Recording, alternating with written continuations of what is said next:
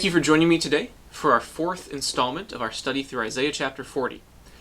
Over the last few weeks, we've been looking at together what it means to wait on the Lord. Last week we looked at the concept of waiting on God by looking to the help that He provides. We saw that He is a God who is strong, and we saw that He is a God who is loving. Then a few weeks ago, we talked about waiting on God by looking to His coming. And we've often brought up the fact that we are a people who are prone to live by what we see and not by faith in who we know. We often live as if the only reality that's before us is what we can see either on the news or in our day-to-day lives. Today what I want you to do is to be captivated by something else. Often we can be captivated by news stories or different problems, but today I want to try to captivate your imagination with the majesty of our God. Often, when our eyes get so consumed with circumstances, we become captivated with them, and our eyes are so often drawn to them. Yet, we wait on God by being captivated by His majesty ourselves. Only when we are captivated by God's majesty can we properly wait on God. Now, Isaiah 40, verses 12 to 17, talks about the majesty of God. And what we're going to do today is we're going to look at three different facets of God's majesty. The first thing that we see is that He is majestic as the powerful Creator. Look at verse 12 of Isaiah chapter 40 with me. Who hath measured the waters in the hollow of His hand, and meted out the heaven with a span, and comprehended the dust of the earth in a measure, and weighed out the mountains in scales, and the hills on a balance. This passage says that God is the majestic Creator. It asks, who has measured the water in the hollow of His hand? Isaiah says that in the hollow of God's hand, He measured out all the water that is on the earth. According to one survey, there's about 300 million cubic miles of water on the earth. So if you were to think of a big sphere that's 860 miles in diameter, that's about the distance across from Philadelphia to St. Louis. And then also the distance north to south from Detroit to Savannah, Georgia. So imagine a sphere that big of water. That's the water on the earth. And He held that in the palm of His hand. Isaiah also said that He marked off the heavens with a span. Now, the span in the Old Testament times was the distance between your pinky and your thumb. It says all of the heavens fit between God's two fingers, His pinky and His thumb. According to another estimate, many people think that all the universe is about 93 billion light years big, and people think it's still expanding. Our minds really can't fathom how big the galaxy is and how big the universe actually is. But God says, I fit that in my hand. Isaiah also says that He measured out the dust of the earth in a small measurement, is what the text says. All the dust that's in the earth, He put in a small little cup. Then He also says that the giant hills that we see, He stuck on scales. He stuck on a scale that you can fit on a table. You know, many of us live in the Adirondack Mountains, and we see the mountains all around us. And God measures those on a tiny little scale. What's the point? The point is that God is our great Creator. In the midst of these times, it's been said that we often live like deists. For those of you who don't know what deism is the idea that God created the universe, but that He really doesn't interact much with it. That He set up the world and He made the world, but He really has no interaction with the world. And the term for this is practical deism, that we believe God is there, but we really don't believe He interacts with creation. And the people in Isaiah's day, as well as us today, need to be reminded that God, as the Creator, is still very active in the universe with all that same power He had at creation. Specifically for the people in Isaiah's day, Isaiah 40 verse 27 says, Why sayest thou, O Jacob, and speakest, O Israel, my way is hid from the Lord, and my judgment is passed over from my God? These people felt that God was not paying attention to them. These people felt that God had ignored them. And likewise, we can think the same thing.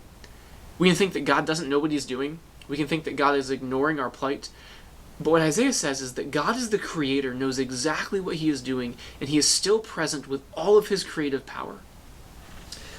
As you read through the Old Testament, and in fact all of Scripture, we see that God knows exactly what he is doing. Isaiah 45 verse 7 says, I form the light and create darkness. I make peace and create evil. I, the Lord, do all these things. That word for evil in the King James refers to calamity. So it refers to like hurricanes and earthquakes, not necessarily sin. That passage is not saying that God is the author of sin. Or Isaiah 37:26, he says, have you not heard that I determined it long ago? I planned from days of old, now would I bring to pass. The Creator who created the heavens and the earth at the beginning has created everything we see and experience today.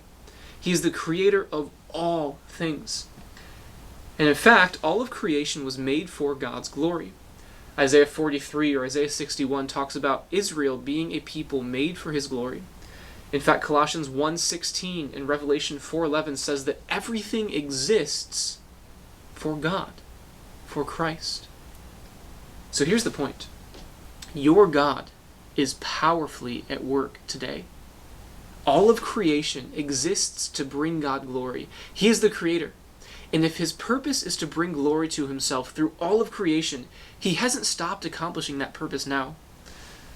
So, next time you're on your couch, eating your TV dinner, and watching the news, and a story comes on that really rattles you, remember that God as the creator is very active today, and he has not stopped working all things for his glory, even now.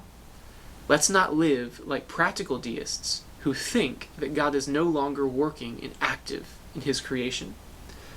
So, what we see in this passage of Isaiah is that we are to wait on God by looking to his majesty. What we've seen first is that he is majestic as the powerful creator. But second, as we move on through Isaiah chapter 40, we see that he is majestic in his wisdom. Look with me at Isaiah chapter 40, verses 13 and 14. Isaiah 40 verse 13 says, who hath directed the Spirit of the Lord, or being his counselor hath taught him? With whom took he counsel, and who instructed him, and taught him in the path of judgment, and taught him knowledge, and showed to him the way of understanding? This passage shows that God knows everything. Nobody taught him anything. Nobody directed him at all. Other versions in verse 13 say, who has measured the Spirit of the Lord? Or who is able to understand God's Spirit? No one is able to fully comprehend all that God does, and no one is able to fully comprehend what the Spirit does. One author says this, God himself is unmeasurable. He who has measured the creation cannot be measured by the creation. No one has brought the Spirit into line with a measure, so that he must be subject to the control and direction of man. As Isaiah goes on, he says, who has taught him counsel? Who actually goes up to the Lord and actually counsels him and says, God, you should do this. Or, God, why don't you think about going this way? In fact, God's purpose and his counsel and his direction stands. Isaiah 46, 9 through 10 says, I am God and there is none else. I am God and there is none like me, declaring the end from the beginning, and from ancient times the things that are not yet done, saying, my counsel shall stand, and I will do all my pleasure. God's wisdom and his purposes are never thwarted. In fact, Jesus, when he comes, Isaiah 9:6 says that Jesus will be the wonderful counselor, the one who wisely accomplishes the plans of God and the one who speaks all truth. As we move on in Isaiah chapter 40, what we see is that God didn't consult anyone. God never consults people or asks people for their advice. He doesn't need people's advice, and he doesn't need people to help him understand reality. All of his justice and knowledge and understanding, they're all his own. He's the originator of all wisdom, and he's the dispenser of all wisdom and understanding. Paul, in the New Testament, picks up on this. In Romans 11:34, after he talks about God's amazing plan of salvation, he says, how unsearchable are his judgments, and how inscrutable are his ways. We cannot grasp fully the mind of God. Or, in Ephesians 1:11, it says, in whom also we have obtained an inheritance, having been predestined according to the purpose of him who works all things after the counsel of his own will. God works everything according to the counsel of his will. I want you to imagine for a minute that you're back in preschool and you have discovered the reason why the sun goes down at night. You've discovered the reason why everything gets dark and why night happens. You go up to your teacher one day and you say, you know what? The reason why night happens is because the sun goes to sleep. The sun gets tired and has to shut off. And your teacher might smile and maybe says that you're wrong or that's cute. But then you keep arguing with your teacher and you say, no, the sun definitely goes to sleep. The sun is sleeping in its bed and that's why I can't see the sun during the night. Perhaps your teacher, your mom might think that you're cute, or perhaps you might actually get some sort of lecture. But when we try to argue with God that the sun goes to sleep at night, that's not cute. In other words, when we think that we can do a better job of God at running the universe, and when we tell him, or when we go up to God and when we say, Lord, you're doing it wrong, that's not cute. That is completely against the character of God. Who are we, this passage says, to go and to question God's ways? He is perfectly wise and needs nobody to consult him.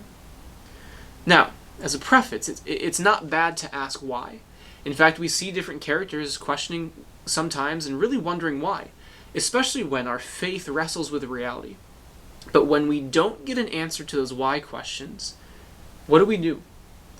We can either sin and begin to accuse God of doing wrong, or we submit to God in his good, wise, and loving counsel. Often we think that we know better than God, better than God's justice, or better than God's patience, or better than God's mercy. But you know what? No one is as good as God at running the universe. You could not have asked for anyone better to run the universe than our God. He knows exactly what he's doing. And although we can't know God completely or fully, we can know him truly. I'm not saying that we can't understand God, but what I'm saying is that we cannot completely grasp all of his ways. So, perhaps you face an illness or a death in the family that's very unexpected. You know, it's not wrong to grieve, and it's not wrong to mourn. It's not even wrong necessarily to wonder what God's doing in all of that.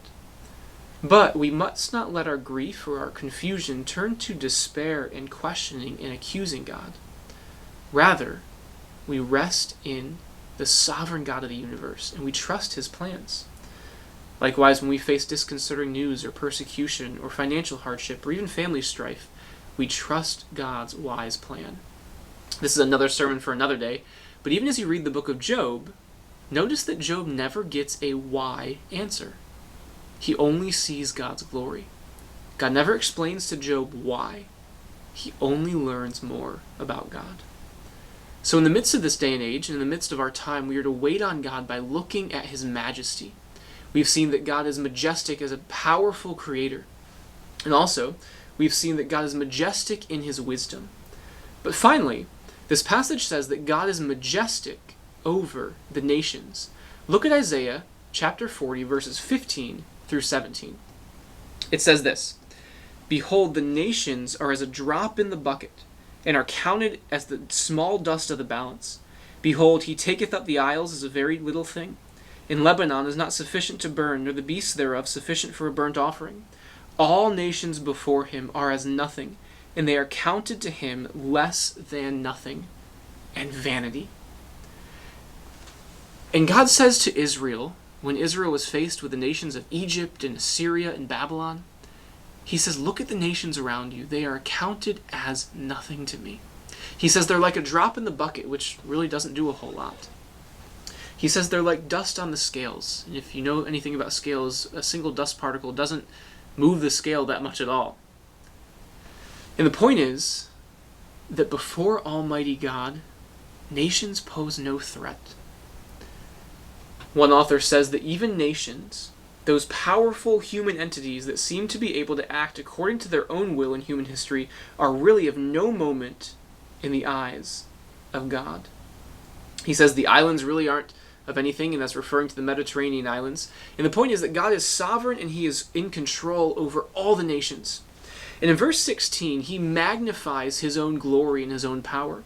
He says, if you were to bring all the trees of the forest of Lebanon, which in our day might be like the forest of the Amazon rainforest, He says if you were to bring all of those trees and to burn them in one great offering, it wouldn't be enough to match my glory. He says if you were to take all the sacrifices you possibly could bring and sacrifice them, it wouldn't be enough. And in our day, let's say if we brought all the Christians in the United States together and we were to sing the best songs with the best music, that wouldn't scratch the surface. He goes on to say that if that is not enough to accurately represent my glory, the nations are like nothing. They're less than nothing compared to God. We contribute nothing to God's character. He is self-sufficient, and he is dependent on no one. And this passage isn't saying that we can't legitimately bring him worship. In fact, he receives worship when we do mercy, when we give thanks to him. And he's pleased with us, even as his children, and he delights in us in Christ. Yet the point is that nothing we do can adequately match his worth. And before him, all the nations and all creation and all people, they're like nothing. They're like dust on a scale. So, when you see our country maybe making laws that are not according to God's will, we're not to get up in a frenzy. We are to trust our God. Or when we see rulers or people defy God, we're not to take justice in our own hands. Yet we are to wait on God, who is majestic over all the nations. We are to be a people who wait on God by looking to his majesty. We are to take our eyes off of the circumstances that we so often are consumed with and look to his creative power.